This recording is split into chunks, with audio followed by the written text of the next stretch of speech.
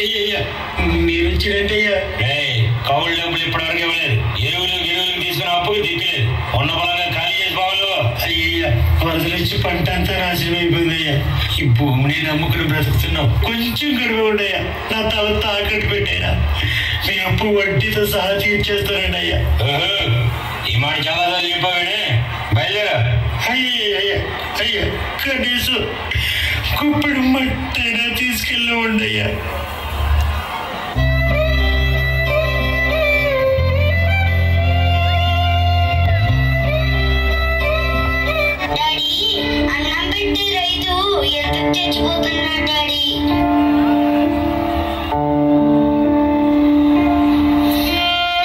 భవిష్యత్తులో నేను అందకపోవచ్చు sir.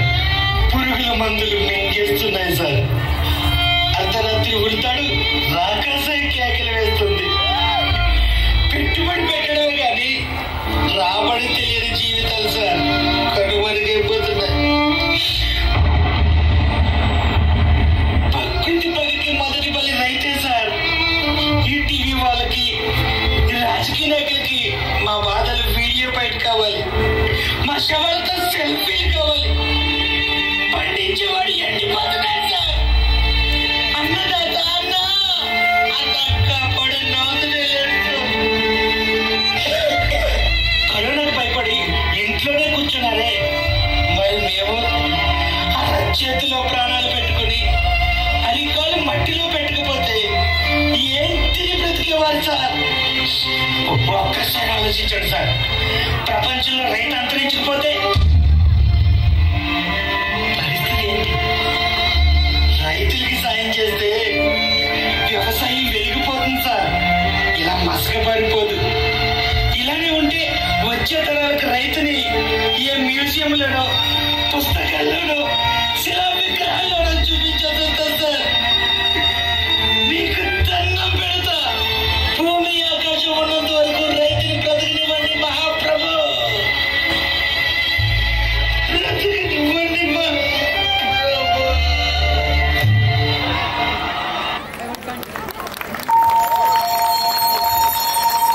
Wow, what an emotional performance.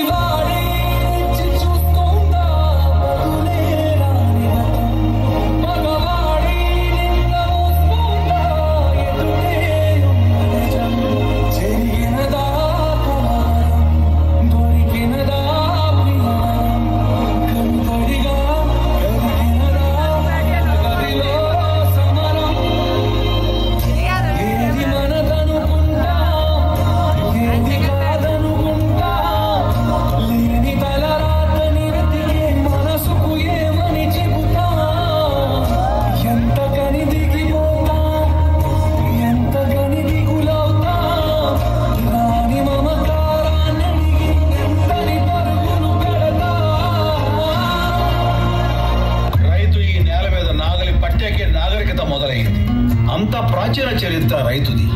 మీలో ఎవరికైనా ఒక బియ్యపు గింజ తయారవడానికి ఎన్ని రోజులు పడుతుందో తెలుసా?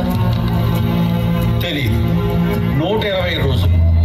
120 రోజులు ఒక రైతు తన చెమటని మట్టితో కలిపి పండించే గింజ కలిస్తేనే మనం తినే అన్నం ముద్ద అవుతుంది. అది తెలుసుకోండి. మెతుకు కింద పడితే కళ్ళకత్తుకునే దేశం. ఆ మెతుకులు పండించే రైతుని నిర్లక్ష్యం చేస్తుంటే ఇంకెవరికి చెప్పుకోవాలి సార్? ఎవరైనా అన్నం పెడితే అన్నదాత సుఖీభావ అంటాం. అన్నదాత అంటే ఎవరో తెలుసా? వండినవాడు, వడ్డించిన వాడు కాదు, పండించినవాడు. వ్యవసాయానికి మించిన సాయం ఆ దేవుడు కూడా చేయలేడు. సెల్ ఫోన్ లేకపోయినా మనం బతకగలం, టీవీ లేకపోయినా బతకగలం, ఏసీ లేకపోయినా బతకగలం. కానీ అవి తయారు చేసేవాడు కోటీశ్వరుడు. కానీ అన్నం లేకుండా మనం బతకలేం. అది పండించే రైతు